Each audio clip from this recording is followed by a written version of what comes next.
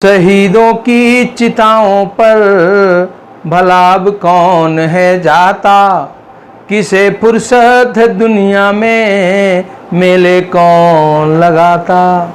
लगे हैं आसियां भरने वतन का भार है जिन पर, शहीदों की शहादत का मोल अब कौन चुकाता।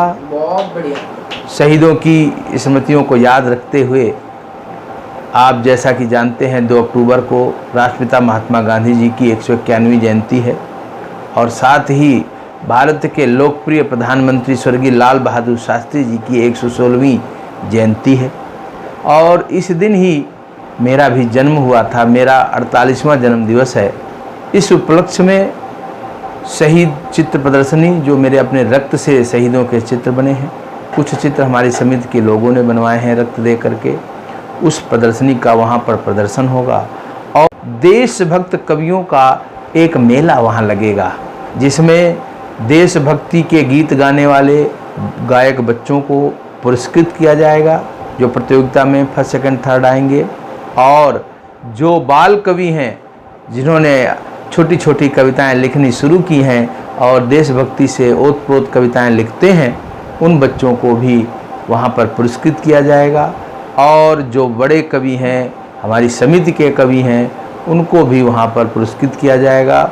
इसके साथ ही इस कोरोना महामारी में जो कोरोना योद्धा के रूप में अपनी जान की परवाह किए बिना समाज की सेवा में संलग्न रहे, ऐसे हमारे शिक्षक साथी, ऐसे हमारे नर्सिंग स्टाफ के सभी सदस्य, ऐसे हमारे सिविल डिफेंस स्टाफ के सभी सदस्य, ऐसे हमारे पुलिस स्टाफ के सभी सदस्य और हमारे पत्रकार बंधुओं को हम कोरोना योद्धा का प्रमाण पत्र देकर के समिति की ओर से उनका सम्मान करेंगे, क्योंकि बहुत कठिन काम था कोरोना की इस महामारी में अपनी जान को जोखिम में डालकर दूसरों की मदद करना।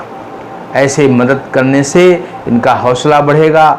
निश्चित ये सैनिक तो नहीं, लेकिन सैनिक से कम भी नहीं है, क्योंकि ये देश की रक्षा में, देश समाज की रक्षा में अपने जीवन को आहुति देने का कार्य किया है।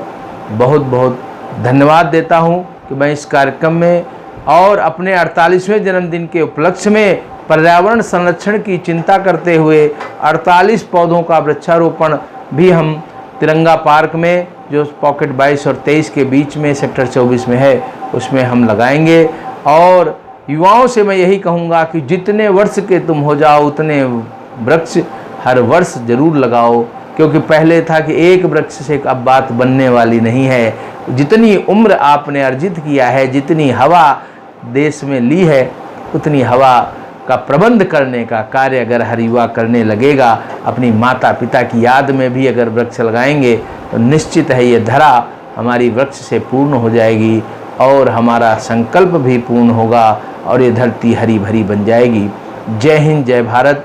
मैं प्रेम कुमार शुक्ल पथिक, शहीद स्मृति चेतना समिति का कार्यकारी संस्थापक। मैं शहीद स्मृति चेतना समिति के पूज्य गुरुवर स्वर्गीय रविचंद्र गुप्ता जी की स्मृतियों को और शहीदों की स्मृतियों को जन जन तक पहुंचाने की प्रेरणा का कार्य कर रहा हूं। और हमारी समिति के सभी कर्मठ सदस्य और संरक्षक और अनेक सदस्य मिलकर के इस कार्य को पूरे देश में फैला रहे हैं और आने वाले समय में हम पूरे विश्व में इसकी कीर्ति पताका फहराएंगे। जय हिंद, जय भारत।